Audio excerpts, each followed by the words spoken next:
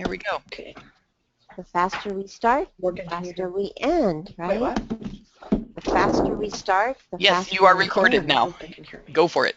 I can hear you now. Okay. Yeah. Okay. Yeah. Okay. Well, good morning, everyone.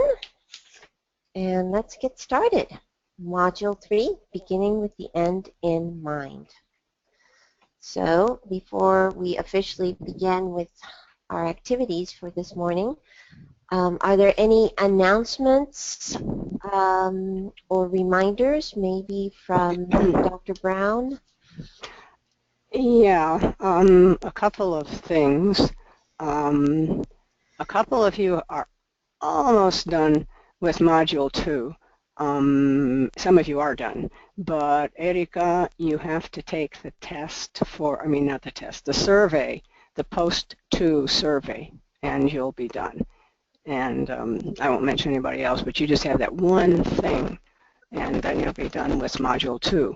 Now, for everybody, the information about getting continuing education unit CEUs is now on the website. The cost is $80 for 4 CEUs, and or is it 4 Actually, and a half? it's 4.5 remember. CEUs. 4.5 Yes. CEUs, and the cost is $80, and the form, the sign-up form, the registration, as well as the evaluation, which you will complete at the end of the course. You'll have to download the registration form and then mail it in. They don't have an online way to do it. I'm done. Okay. How about you, Christine? Well, the only sort of just announcement to put on your calendar is ACTFL is coming up in San Diego in about 3 weeks, and depending on whether you're able to attend or not, Flags is hosting an ACTFL give and get on the I think it's the Thursday, December 3rd, which is following Thanksgiving week, for people who either went to ACTFL and want to share something they learned, or did not get a chance to go to ACTFL and want to find out stuff from people who in the area who managed to go. It'll be held at Natomas High School, and we'll be sending out some more reminders, but you can find out information about that on the flagsteacher.com website. Great. Jen? Any announcements? Nope, no announcements. Okay, well, I will announce that this is my first time doing or guiding people, facilitating an online event, and my webcam somehow decided to stop working in between setting up. Just 20 minutes ago it was working. It's appropriate to have a disembodied voice on Halloween. And this is a big relief to me. So I hope nobody minds that too much, but it's a big relief to me. So anyway, here we go.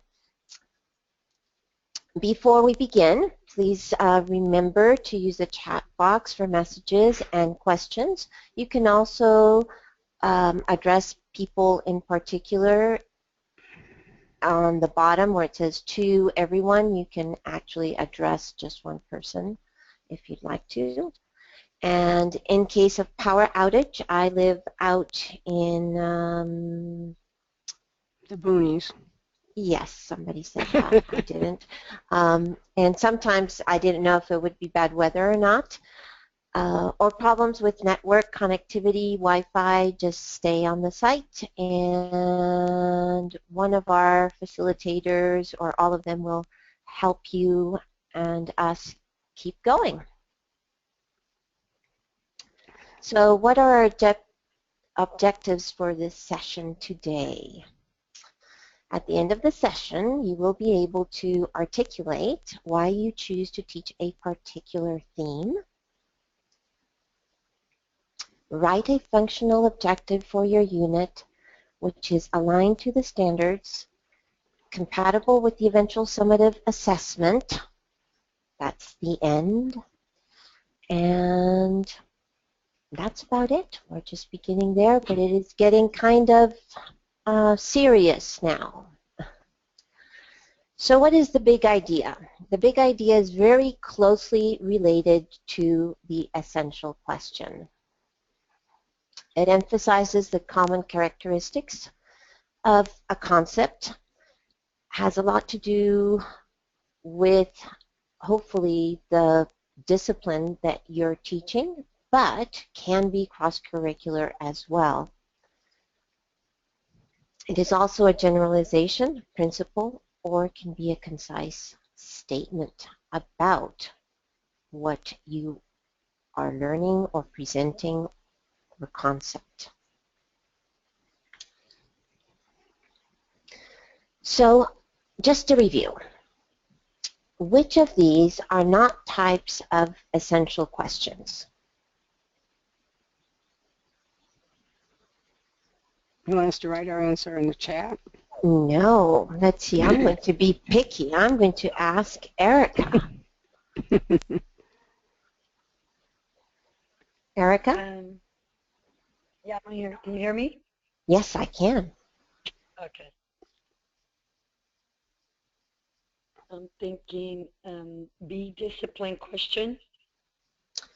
That could be, but actually in this case, the discipline refers to the subject, to the material. So basically, a rhetorical question is a question that has no real answer. You're not really looking for an answer. So D would be the correct answer. Life questions are can be essential questions. Discipline questions relating to your subject matter can be essential questions. And core questions at the foundation of your subject matter are also considered possible to be used for an essential question. However, a rhetorical question, let's see, Dr. Brown, can you think of a good rhetorical question? You don't really want me to answer that, do you? Excellent rhetorical Touche. question. So that would not be a good essential question. Essential questions do not have right answers, and they have answers that may change throughout your lifespan or throughout the unit of study. Hopefully, if they're deep enough, they're things that you can carry with you for a very long time. But beyond the answers, the essential questions also do the following. They promote inquiry. They foster critical thinking and deeper meaning. They spark curiosity and a sense of wonder, which I love because I'm just thinking of Jen and her lovely children, and I'm sure she's always answering, why, why? And somehow by the time they get to high school, they don't want to ask why anymore. They just want to know what's the right answer. And if we have a good essential question, they can be thinking why. And also, it engages students in real-life problem solving.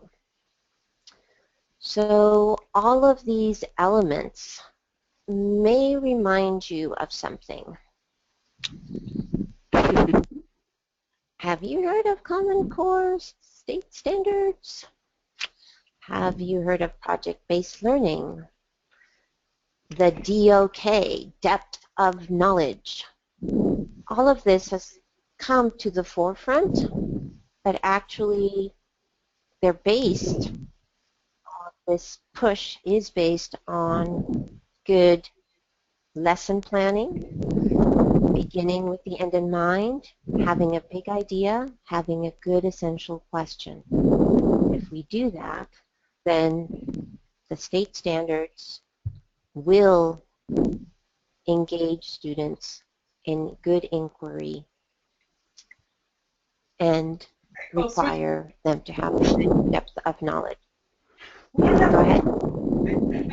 I found A, and I found all sorts of random stuff. It's an in-between class. Most people don't buy them. But they're easy to find. They're instructions. I told the kids only one at a time could come get me. And if they both come down here to get me, they're in trouble. It's too bad. Oops, I have my mic on. Hi. I keep hitting on and off and on and off, and I keep forgetting which one is which. But that's real life. So anyway, many years ago when I started with Capital World Language Project and started attending many of their workshops, this was something that really intrigued me. And finally, this last year, we were able to move and do something with it. It required retirement of many teachers. It required the formation of a humanities leadership core team, as well as then we divided the school. We have a humanities leadership core team, and we have also now a STEM core team. And we have been working together to come up with something. So this is the first year that we actually were able to establish something for 9th grade. And even though many of my students are not 9th graders, many of them are. And I am able to, we're hoping that eventually we can kind of form units of academies is where we're thinking. That was a buzzword a long time ago, and this would be a good direction to go in. So our team came up with Know Thyself, and our essential question was, how do I identify myself? So it really does tie in very well in our world language classes because everything's about me. My name, my house, my classes, my family, my friends, and that's all a sense of belonging. In ELA, in the English language classes, a huge part of their core pieces that they're reading are identity and sense of belonging, like House on Mango Street. And also our 9th grade social studies is very much into that 9th grade health class, geography, very basic, but getting to a little bit of civics involvement.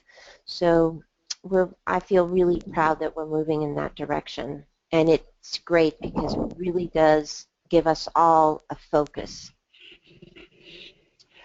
In 11th grade humanities, we haven't come up with a big idea yet, but they did decide that it was okay this last week to approve an essential question that Lupe Rios and I had come up with for our level 3 Spanish and level 3 French class, which was how does our past affect our present and mold our future. Now, all of a sudden, everybody's thinking, wow, this is great, because we have something to guide us, and everybody is following the same idea. So, on essential questions, let me go back here before we move on. Does anybody use them at their school site? No? My I don't. my school has not done a kind of an initiative like We have that. it. But and I haven't really explored them very much myself because when they kind of came on the screen on the scene a few years ago, I couldn't wrap my head around them. I'm a little better at wrapping my head around them now, but to see how I can make them applicable, I would like to do a little more exploring. Yeah, I think I'm very excited because for the first time, I really feel like the World Language Department is actually getting a little bit of recognition in the sense we do contribute to a good base education for our students, and also being able to work with colleagues cross-curricular wise is been very, very rewarding. And this is our first year because this has not been the case. So I hope that it continues, and I hope that the new teachers as they come in continue to explore as well. So we are going to move on. Ready? Okay, so the next part of our module was the functional objective.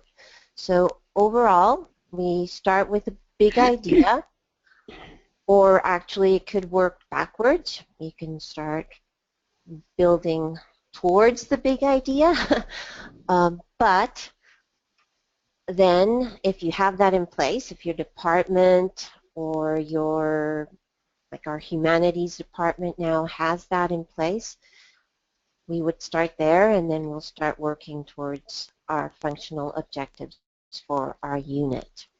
So in some places, like the TEL project, they call these learning targets. This is different than a learning objective or a lesson objective, and we will talk about those differences in just a little bit here. So let's go to a flashback to one of the presentations on the functional objectives. And we heard about these, and I believe, do you recall this at all? No? Okay, so let's read them. Learn to talk about your family, describe your family to a new classmate, and know your family-related words. So this isn't a complete functional objective, but which one would be closest to a functional objective? A, B, or C? Let's see. I'm going to ask Julia. I would go with B because learn is not measurable and C is just the vocabulary, but B has an action word and then it says the context we're using it in. Exactly. And know your family-related words. I mean, it's important, but it's not the goal. It's not the goal, exactly. So the verb is important, and having the measure already in mind is important as well. So let's do a yes or no survey. So be ready. How many of you have already digested some of this information? Here we go. You're going to say A or B when I say 1, 2, 3. Okay? So, first question. Do functional objectives align to California content standards? 1, 2, 3. A. A. Oh, awesome. What a great class. Do functional objectives focus on what the student knows and can do? 1, 2, 3. A. Awesome.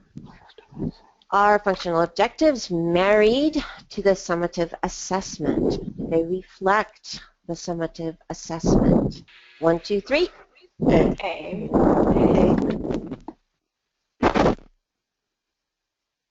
Do you include the rubric in the objective? 1, 2, 3.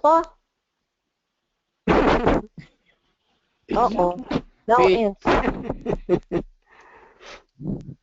That would be, yes, B. The rubric wouldn't necessarily be a good idea to put at that point. But maybe when you're drafting your functional objective, you may want to be writing down certain components that you can then include in your rubric because you're thinking of your assessment as you're drafting it. Yeah, and the functional objective should be reflected in the rubric. I mean, they should Right. go hand in hand. Absolutely. Number 5. Are objectives written mostly directed at administrators? 1, 2, 3. B. Yes, they're not for our administrators. They might like to see objectives written on a board when they walk in. That might be the number one thing that they have told us in their evaluative meetings as to what they're looking for, but they're really not for them. They are for our students, and they should be written in the language that the students can understand. Number 6, are objectives written for stage 2 in level 2? 1, 2, 3. B. B. Wow, you guys are awesome. I'm going to Ready say it go. depends. It depends. Going to Ooh. depend on what the objective content area is. You could conceivably have a stage 2 functional objective written for a level 2 class, but across the board, you're not going to have stage 2 in every functional objective. So it just really depends. More likely, it's not going to be stage 2. You're right. I have a question about. Sorry. Go ahead. When you're saying writing them in student-friendly language, I know that's the I can statements, but or just curious as to what other people do in terms of at what point do you start writing your objectives in the target language or not? Because I'd love to address that. In our department? Okay, go ahead, Christine. Yeah, Julia, this is something that actually my my colleagues at my school have gone back and forth about, and I was with two principals ago who was a really dynamic leader and very savvy about things like objectives and so on. And he would ask us and he would challenge us because we would write our objectives in the target language. And he would say, but is that really comprehensible to the students? And I would say, well, I make it comprehensible for them and so on and so forth. Then I discovered the can-do statements and I went, oh, heck no. Can-do statements all the way. So I do, my objectives on the board are the can-do statements, and they are in English, and they are in student-friendly language. The concept of the functional objective, because those can-do statements are like the day-to-day, this is what we're working on towards a larger can-do down the line that is larger. Yeah, and so I write them in English on the board, and the students are very engaged in the fact that they know how to do that. They can do that. Yeah. I've just been writing like levels 1 and 2 in English, and then 3 and 4 I've been writing them like the je peux and then in French. But I understand the thinking on both sides of that. Yes, it's hard because I think at level 3, 4. I have really tried. The moment they step into the classroom, the expectation is that we are in the target language no matter what. And when you were writing the objectives and they see the calendar, it's that temptation, it's that one other thing that might distract from all of us staying in the target language. But I found that actually they are comfortable with writing it on their calendar, their daily objective calendar, in English, and we don't, I talk over the objective in French and explain it, but they're seeing it in English, and that's what I've done. How about you, Jen? What do you do? Oh, well, no. Oh, sorry. I like I'm in English, but you explain it in Spanish. I have it on the board in Spanish, I mean in English, sorry, in Spanish 1, definitely in AP it's in Spanish, but in Spanish 1 it's on the board, and I talk about it, I'll mention it maybe twice during the week, but I don't really do it at the beginning of class every day, but I kind of like the idea of talking around it in Spanish. I think I do say it in English, and then I go into Spanish afterwards, but it's, yeah. Oh, but I had a question for you. You said something about an objective calendar. What is that? Can you explain? Our school has adopted, in every class, the students have a calendar, and the calendars look exactly the same. And so every time they walk into the classroom, it's a one-page calendar that says objectives, calendar objectives, and they are to fill that out. Included in that, they will have their homework or their outside of class practice included so that parents can see that. We also put it online so that they know what is going on, but it's an organizational tool. So every student's required to fill it out. Some students at my level 3-4, at this point, I just say take a picture of it, and that's fine. But for levels 1 and 2, they fill out a calendar. They have a monthly calendar, and that's what they do. So they're copying from a master calendar that you have. Yes. Is that right? Yes. It's actually just the daily. I just post the daily objectives up on the board, and they copy just that down. And many times it will get repeated because it takes more than one day to complete an objective. So,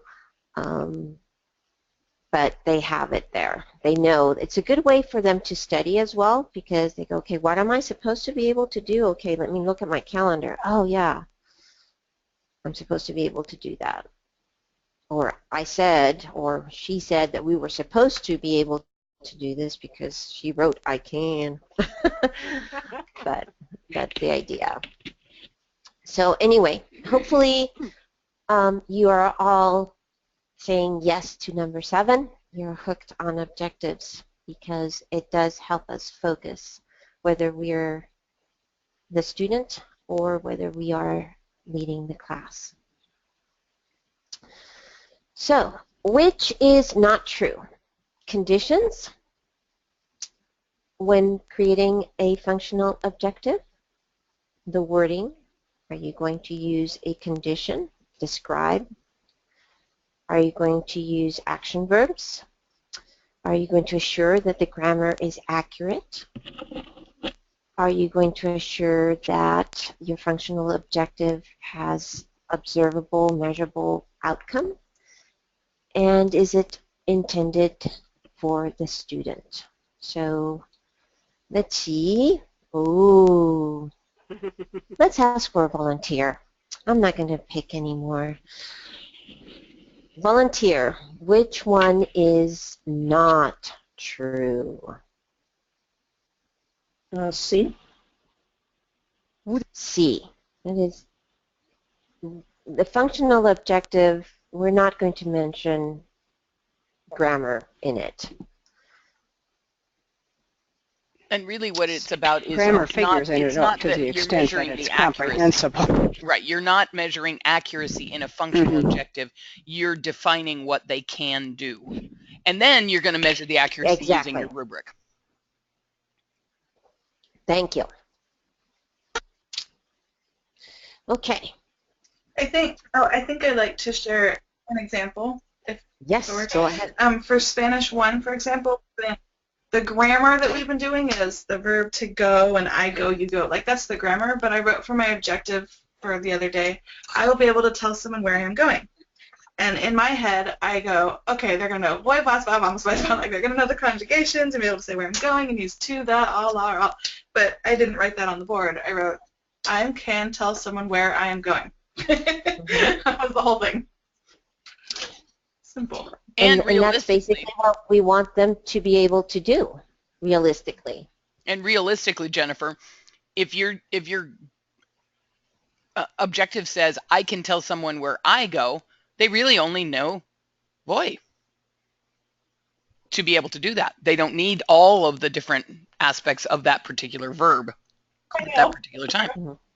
And by the end of the first day, that is pretty much all they can do. Right. And that actually is very liberating if you think about it, because it's like, oh my gosh, I don't have to make sure they know every single form of every single thing. I need to equip them with the memorized chunk that they need to be able to do that communicative task. Exactly. Okay, so another not true, this time not an A, B, C, or D. So are they aligned to the California Word Language Standards? That would be a yes. Married to summative assessment, yes. Yeah. Stage and level are assumed to be the same. Da, da, da, da, da, da.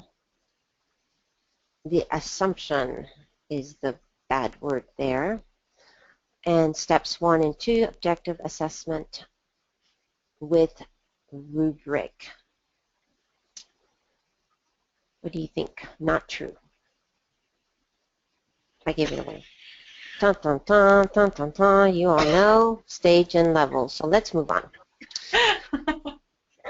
So let's honor where students are in their development. Very much like we were when we were children. We all develop at different stages, and very much like we look at here. We see A, B, C, we're moving right along. The kids all are doing everything we want them to do. And then we move on to something new, and then all of a sudden they start going backwards. Oh my goodness, they didn't learn anything. What did I do wrong? And then, but they're moving. We may not realize it, and then they kind of flatten out. And all of a sudden we look back, and Johnny is right here, but Patricia's over here. And Elsa was left back over there. So we have all of these different levels of development within our class, and many times as we're moving forward, we see a big change in what happens, and that is something we need to keep in mind as we move along. So does anybody have any stories about this? What goes on there? No?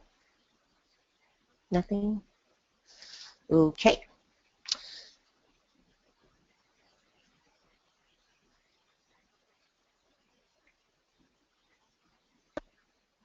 Hello? Oh, hi. I was thinking of something. Usually I see like a bigger gap between them where they are in their stage in the upper levels, like a level 3 or level 4. I'll still have kids stuck in stage 1, and I'll have others kind of getting into stage 2, and it's a pretty big gap. And usually in Spanish 1 it's not so bad because they all start out the same, but But I'm finding this term, I have so many students that are ex-special ed or have 504 plans or whatever it is, and I have a hard time getting them to progress. And then I have other students that are so bored and they get what's going on and they're ready to start creating with the language or whatever, and it's tough trying to meet them all at their different stages in the language when it's all called, quote, Spanish 1. They're not all in the same spot, even in Spanish 1. So, I don't know. And many times those will be the students who can say things absolutely perfectly and not really know what they're saying, and they can't really create with the language.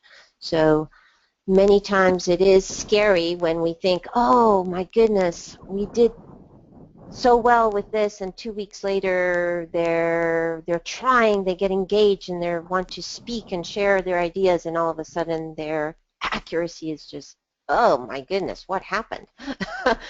And so we need to remember that that's normal. That's part of the development. Just a reminder as we try to focus on what it is that they're supposed to be able to do. Yes, I have a similar problem.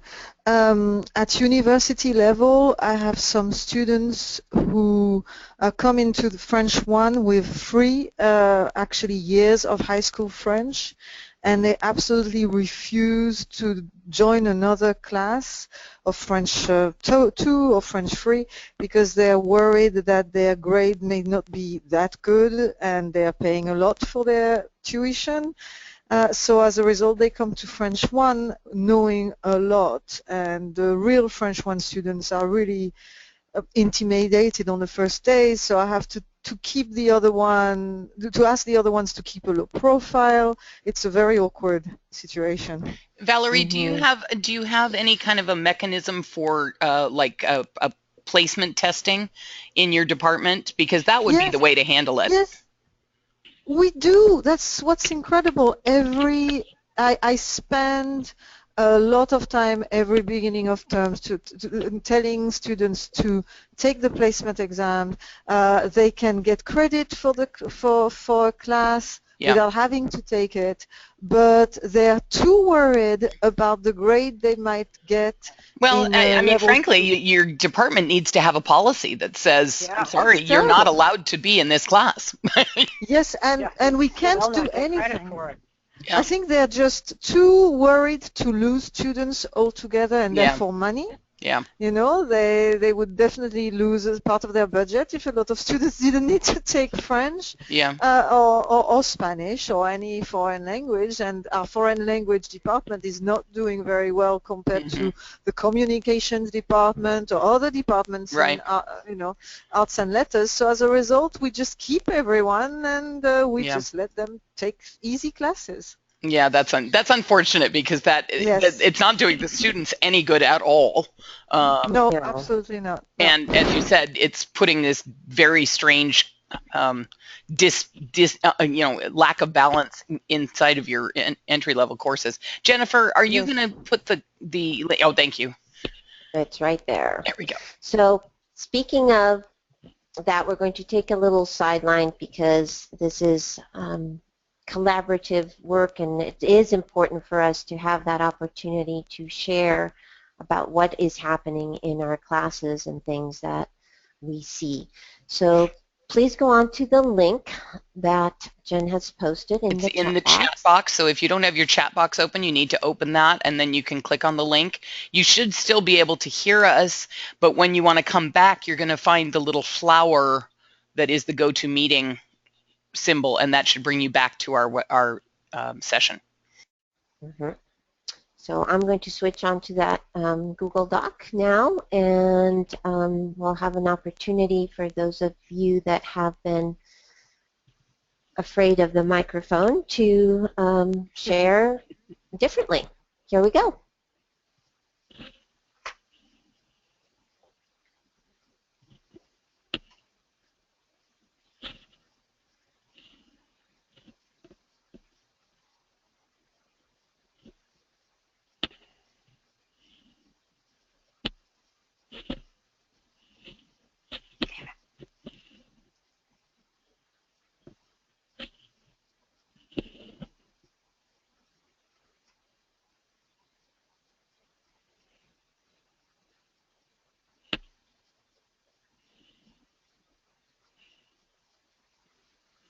Morgan, I'm reading yours, and I'm laughing because it drives me crazy too. Ils j'aime, they learn that chunk, j'aime, and then it's as one chunk forever.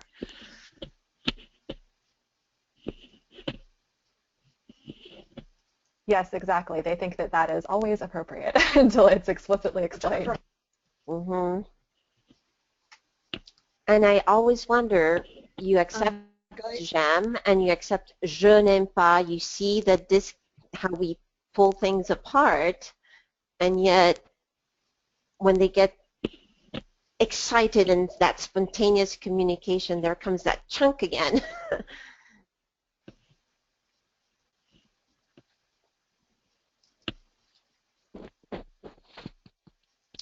Oh, Jen, also, ello instead of él. I'm having trouble trying to type my response. I'm pressing on the little pen. I don't know. On the pen? Okay. No, you're I not on the think pen. You're in the should Google be able Doc. to be on the Google Doc. Yeah, I go to the Google Doc And then I you need to see just put your everybody. cursor somewhere in the document and start typing. Click somewhere in If the you can document. put your name first, that would be great. Yeah.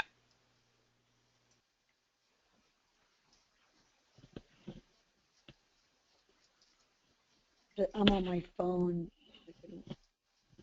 Oh, okay. Oh. Yeah, unfortunately, it's So not let's going see to work on your everybody. phone like it's going to work on a computer. So you really should probably be on the computer in order to do this kind of thing. But you can, Yeah, we're going You can share with us. Mhm. You can can tell think us. about it and then share with us. Yeah.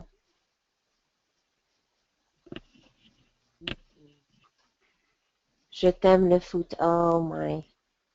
Ella le gusta instead of a ella le gusta. Oh my. I'm laughing about that because that's such a hard concept. Sometimes they now get that it's the a in front of a name. So they'll say a Luis le gusta, but then they'll say ello. They create new things. well, right now I'm having a problem with some of my students where we're covering me gusta with verbs, and then we're doing the adjectives. Yo soy, and then they'll mix them up.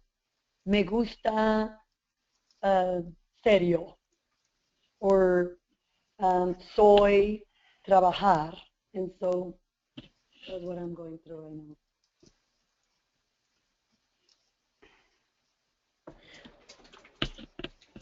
Trabajar, that's a good one. They mix up trabajo, trabajar, and trabajador all the time. My French 1 students have been doing that. They had just to identify what something, just a quick adjective, and I think because they didn't seem to know what the adjective was in English either. Like, if I showed a picture of someone hardworking, they would say is a worker or work. Yes. And I'm like, that's not an, I don't, his work is not an adjective. But that seems, specifically with the to work verb. I'm reading Lisa. When students say je fais jouer au baseball, or when they pronounce the ENT on verbs. Let's see. Mm-hmm. I see that. And let's see, Carol, estoy, Maria. Oh, yes. Yes.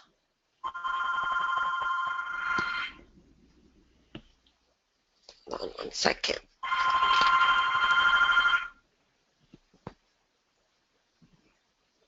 Hold on 1 second.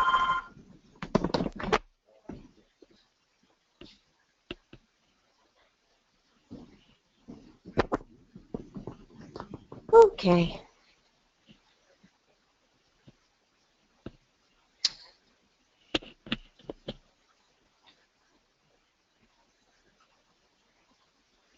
Oh, that's a funny one, Valerie. Je me mange beaucoup. I eat myself a lot. Absolutely, once Oh, reflexive happens, that is a everything hard is a reflexive concept to. project.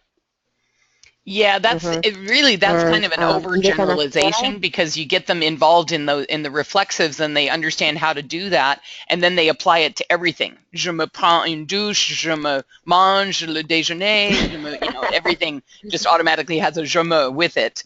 And having them realize that there are some situations where that's appropriate and others that are not. That's the tough one. Mhm.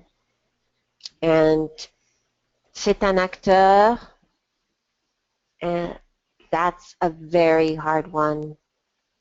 I think they have it, and just like on that chart we were looking at, 3 weeks later, I see it again, or I hear it in class. Remember, you have you can't have the il, but just, it's interesting. Él habla bueno. But I noticed that in English as well. He speaks good. Uh-huh. So, Yep, that's true. Good point. Daphne, a heads up, it's 10:47. we've got to move on. But here we go. Okay, so let's go. So everyone needs to go I click on the little appreciated those of you flower that to put get the back. developmental flower to get back. And I'm going to move back to where we were at and move on. So as we acknowledge that our students are everywhere, we also need to acknowledge that what we are asking them to do needs to relate to something that they can imagine themselves actually doing. I found this meme, and I couldn't find it for the life of me when I was looking for it, but this is what it said. Dear Profe, you lost me at, imagine you're the valedictorian and you're giving your graduation speech in Spanish. That is just not all that relevant to our students. Not many of them are going to be the valedictorian, and they would have a hard time relating to that as a prompt to have them create something meaningful. So with that in mind, just this past week, we ACTFL came up with a new little poster, and I already printed it out and put it in my classroom. And I printed it out, and I also gave it to my evaluator / administrator, because if you thank you for putting that in there. If you click on that, kids complain. Santa, I saw something here. So that Lisa. is in the chat.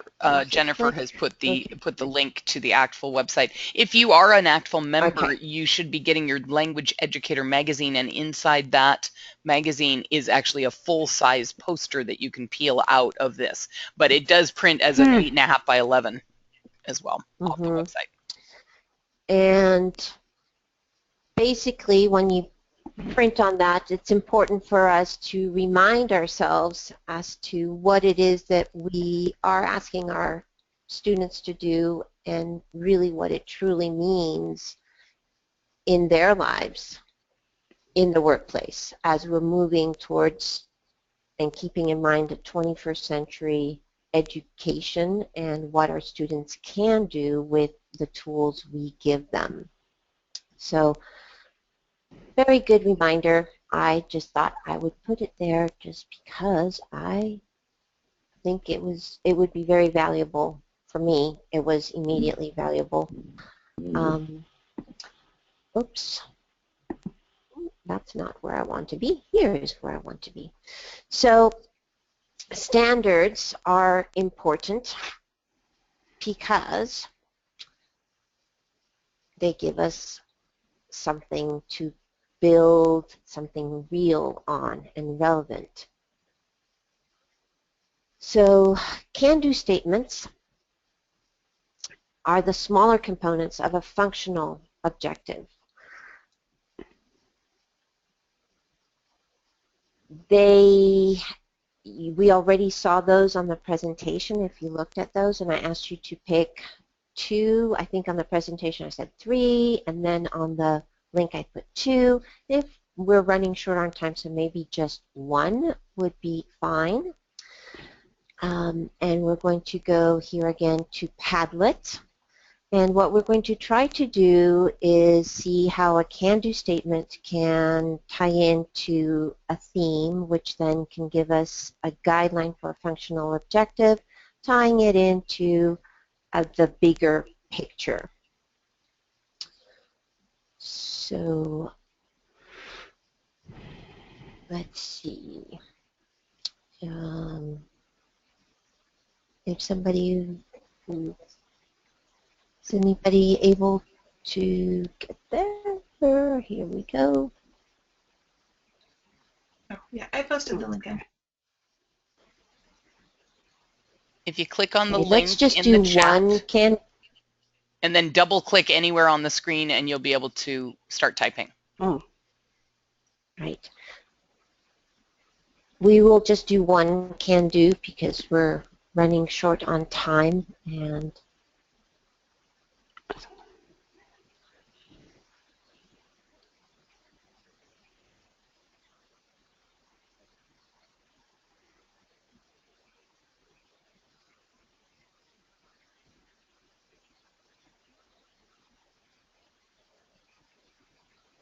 I have no idea what I'm supposed to do here. Where are you guys?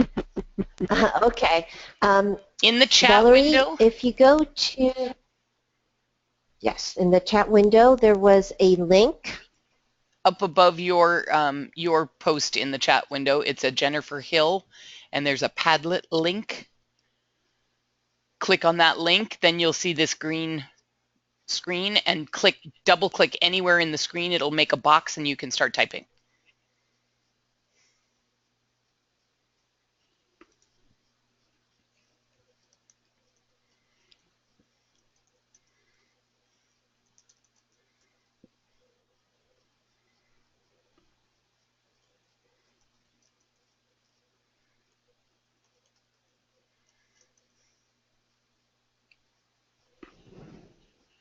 Okay, Julia, unit shopping.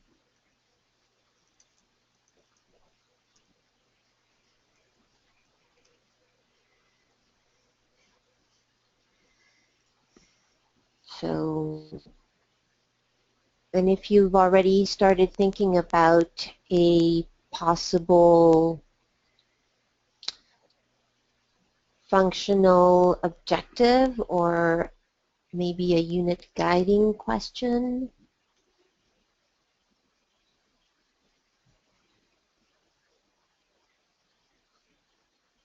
Well, these are great. I can express my likes and dislikes using words, phrases, and memorized expressions. Theme, sports and activities, level 1. Okay, so you have Morgan, you have a large can-do statement that can be used for many themes. I was just curious how the functional objective is really different from the can-do statement. Can you explain that for me? We will, for sure. In the next slide, I think I will be able to address that. First of all, the functional objective is a larger objective. For instance, if I were to say, you will be able to go shopping. I think I saw somebody for a party. That could be a functional objective. Within that, I would have a can-do statement that would be something like, I can make a list of the ingredients that are necessary to bake a cake, just all of that just list. In that would be maybe a conversational piece with how much something costs, how much per kilo, if it's a good price, if it's not a good price. So the negotiation would be, or that can-do statement would be, you would have maybe 3 or 4 smaller can-do statements for your functional objective. You would also say an introduction on the functional objective as to, given a certain situation, you are organizing a birthday party for your host exchange student that's living with you for the summer. And she's the one that's going to do the shopping. So prepare the list. You would have to have many different components. I don't know if I'm expressing myself enough, but hopefully ultimately, the you can-do want to, statements, there are very broad can-do global benchmarks, and then there are the specific can-do statements that we kind of are talking about them as lesson specific. So if the, I believe it was Valerie, but I can't remember now, there was, oh no, Morgan, you said I can express likes and dislikes using words, phrases, and memorized expressions. That's a global benchmark. And then underneath that, there's the very specific things like I can say which sports I like and dislike. I can say what food I like and dislike. So you have individual, very content-specific can-do statements that are underneath that overarching global benchmark. yes, the functional objective would be a larger picture, as it were. And then within those I can do statements, just like Christine said, you'd have those smaller targets for the lesson, not for the unit or group of lessons. So in order for you to be able to do something like going shopping, you will need to learn different components to get to that part. Okay, I can tell which sports I like and don't like. Unit, leisure time activities. Provide information about myself, completing the form, possible theme. Ooh, like that. Applying for a job, scholarship. Activities, sports, presentational speaking. Great. Okay, well, this is exactly what I was hoping, that we would have some questions so that when we get back now to our functional objective as a whole, we can address some of those questions you had. So 30 minutes. We have 3 things in front of you. The students will make a list of things needed for the birthday party. The student will read and summarize a short story. The student will converse with a partner about what to wear to the upcoming school dance. Which describes interpersonal communication? I'm going to pick Lisa. Which learning objective most describes interpersonal communication? Can you hear me? Yes. Yes. Oh, I'm not ready. Okay. Oh, okay. I'm just kind of a little behind on things. I haven't read this yet. Okay. So our interpersonal communication would definitely be the partner Oh, yeah, activity. yeah. See. Okay. I just hadn't read it. Perfect. Okay. So actually, we're going to skip this part because I think we have other things we can do. So, what about grammar? Which of the following fragments of a learning objective best implies the teaching and learning of structure? The student will describe people in the family album. The student will say where he, she, or friends will go on a field trip. Which of the following learning objectives best implies the teaching and learning of structure? The student will give direction to his. Okay. Any ideas? Hint? All I of was them. Maybe all of the above? Yes. Hmm.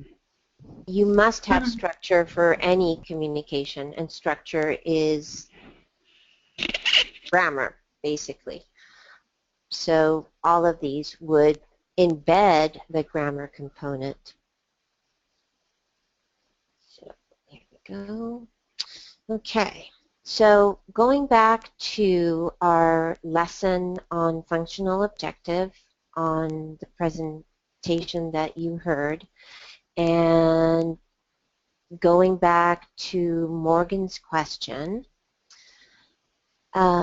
this is an example taken from a true, actually it's our old objective lessons for Spanish in our department. So in blue, you see what we call the condition, what is given the condition. In red, you see what we call the verb. In purple, you see what we call the measurable part. So after completing a graphic organizer on how to conjugate irregular verbs, that's a condition. What are the kids doing for how long? The students will be able to speak in Spanish with a partner. That's a verb. What will the students do with the verbs conjugated correctly 80% of the time? That's definitely measurable.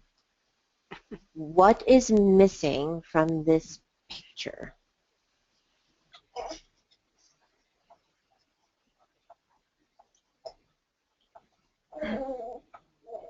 We have 4 components generally. Actually,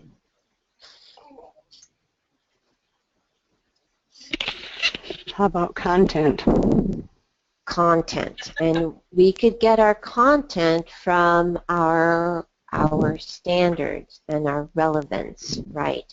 So even though this is a perfectly, almost to the T, a perfectly written and stated objective, it's really will our kids be engaged with this? And the other problem with this as an objective is the objective should never be the grammar, and this is stating that it's about the grammar. The objective is about the communication of an idea. Are they going to use the verbs conjugated appropriately in order to express their opinion or relate information? Okay. We have no context. Exactly. But also, why should do they have to conjugate them correctly in the communication to express their opinion or get their information over? Not necessarily. They can speak in infinitives and get their point across. So that's what that's the big difference there. So. And completing a graphic organizer in no way prepares them to be able to speak. No, the condition is stated, but it doesn't really relate to what we're going to ask, the verb that we're asking them to do, the action that the students will have to do. And we have no context. Why should they want to be, other than for, like Valerie said, the A? I can conjugate, yay for me, I get the A, but I can't talk, or I can't ask questions, I can't express my opinion. So I had this idea of the importance of the settings and the context, but I think we should move on. Everybody agree? I think we have the idea of why it's important.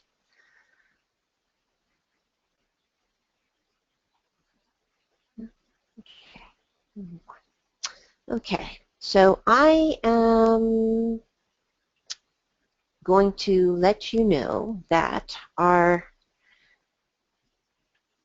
objectives, our functional objectives, one of the key components are really the standards. And keeping them in line with them will help us, guide us for something that is meaningful to our students. And that's the key to everything. They do not see why they're doing it. We don't really, we're going to skip this because this is the next element. Why they should be doing it. Conjugation may be very task-oriented and they feel like they are accomplishing something, but they're really not learning the language, they're learning about the language. So, in front of you, you have the summative assessment. Earlier we said that the functional objective should be married to the summative assessment, be very closely related to it. So a learning objective is in teacher talk. The students will be able to ask and describe to others what they do when going out with family or friends. The functional objective, there's a little fragment. I left some out. I left the condition out. I can ask about and describe. So there's asking. There's also describing. So those are separate can-do statements to address what Morgan had asked earlier. What I and others do when we go out with family or friends. How are they going to prove that they know how to do that is the assessment. In groups of 4, students interview each other. They record their findings on a chart. They could also record their conversation. Then they write about who they have most in common with. And then I would have a rubric attached to that because at that point the students would need to know what would prove their ability or show their progress. Does that help, Morgan?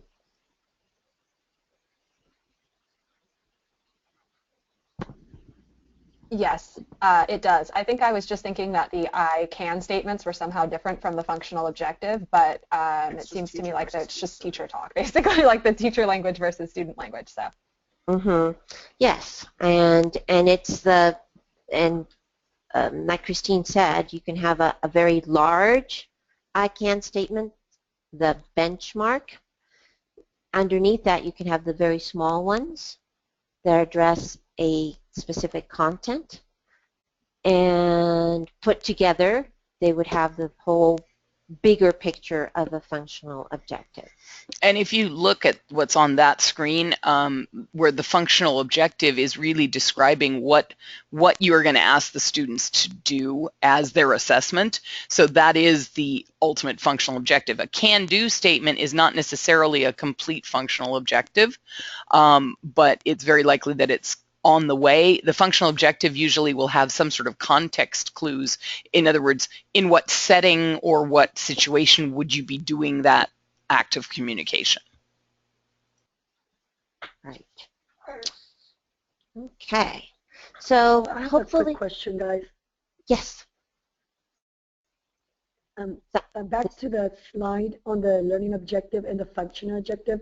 So would you say that the functional objective is like when I'm introducing a chapter at the beginning, when I'm letting them know, you know, at the end of the chapter, you will be able to, would that be a functional objective? Or I'm kind of confused.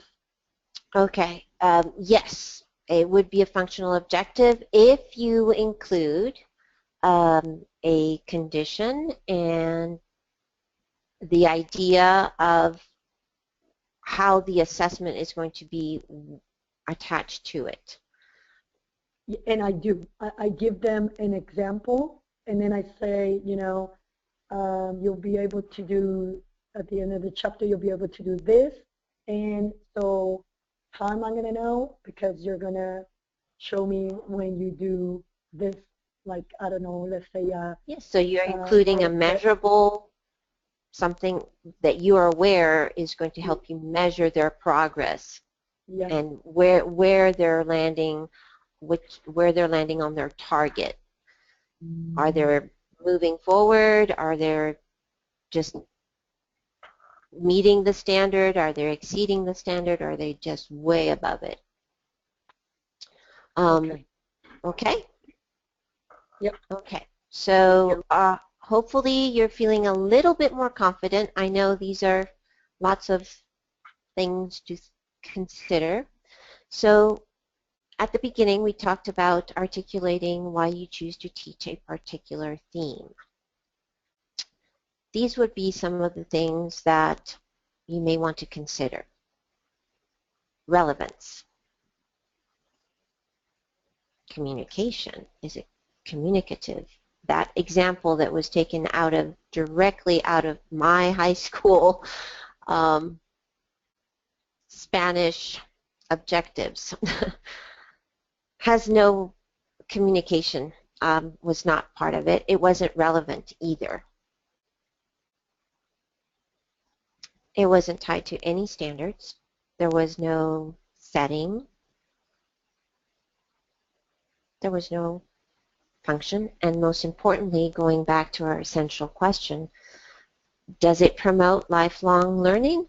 Probably not. Or the use of our language for a long time? Probably not either.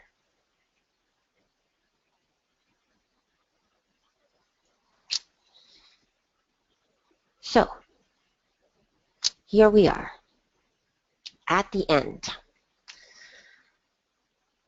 What are we going to be doing from here until the end of this module?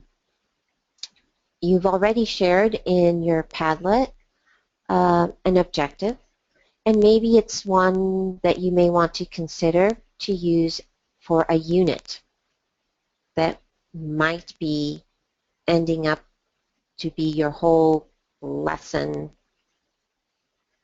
for this course.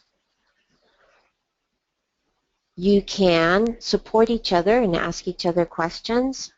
Hopefully on the blogs you can post ideas and share about how you're going to move and start thinking about your assessment as well. If you don't have essential questions at your school, that's okay. Not a lot of people are using them, but maybe in your textbook there's already a guiding question for the unit. I was intrigued with Valerie, who doesn't have a textbook with themes. It's kind of, she said, you have lists of vocabulary. Is that right? No, we're using an open source, and that open source is organized in chapters, and the chapters have a theme. There's a thematic unit, but from then on, all we get are videos and lists of vocab and lists of grammar links. I mean, it's quite awkward, but we had to find a way not to have our students spend too much money. We are in a fairly low socio-economic area, and our students were spending $300 on books that the kind of price that was simply ridiculous. We had to find a cheaper way of teaching them languages. So that's why we went for that open source, which is really nice, but I used to use it as a resource and not as the main resource. I mean, not as our main textbook in a way. It's with the University of Texas. I don't know if you. Oh, yes. Probably the open source, the co-ERL level. Coral, yeah. I don't Related know. It's called Français Interactif. Coral? Yeah, but I think it's through Coral. Oh. Coral is a national foreign language research center based at the University of Texas, Austin. Oh, okay. Yes. Okay. And their thing is open source. So Okay. yeah. Mm-hmm. Can I jump in here, Daphne? You may be about to announce Absolutely. it, but one of the things that your next step, and this slide here says next step, is to write the functional objective for your unit. But before you do that, the next step is to actually go to the final project part of the course site and actually download the template, the final project template, which is going to walk you through it. It's basically a massive graphic organizer, and we have a sample of a unit plan up there as well, so you can take a look at that. But you're going to want to download that document. It is a Word document, so you can type in it and just start adding things as you're going along in the next few modules. Okay, rather than waiting until the very end to try to even start filling out the form. It's intended for you to work on as you go, as you learn more about the effective instructional sequence. And already having your can-do statements and already having an idea of a theme really helps carry you through. So on the directions where it says the provided template, that is the template that Christine's talking about. It's on your SACCT site. So 5 things you need to include: your action verb, the condition. So what is the situation? Aligned to California content standards. It needs to be in student language, not teacher language. And if it's observable and measurable in its outcome, it actually is already describing your summative assessment. You're already there. Okay, any questions about this? No? Moving on.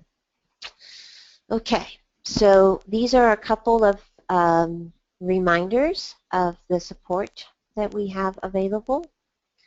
So you can go back and listen to the module presentations and go to meeting sessions again at your SACCT site. You can share with each other your perspectives, and we talked about this earlier on your blogs, and ask questions, and maybe even make an appointment to meet each other online. We haven't, well, we do have the message board here, but maybe you can contact each other on the blogs, and if you'd like to share a little bit more privately, that would be a good way to do that as well. So thank you. That's hopefully helpful to you as to what your goals for this session were today. And that's about it. Just a reminder on some dates coming up. Our office hours for November will actually be on a Thursday evening, the 12th of November, because Veterans Day is the 11th, the Wednesday when we normally are available online. So we'll be available on Thursday, November 12th. If you'd like to come online, that'll be from 5:30 to 6:30. And the Module 4 content is slated to open November 15th. And as always, none of the content goes away, but we encourage you to be working at a consistent pace so that you're not feeling overwhelmed with things piling up. Yeah. And also on the open, when we meet on this time, it was going to be not the 11th, but you said the 12th, right? Correct. Yeah, ordinarily our office hours are on Wednesday, so this is yes. unusual. So if you'd like, if you have questions or want to run some ideas by us, and we're there. So hope that you can meet us there. And that's it. Happy Halloween. Okay. Yes, happy Halloween. The moderators will stay on after you leave.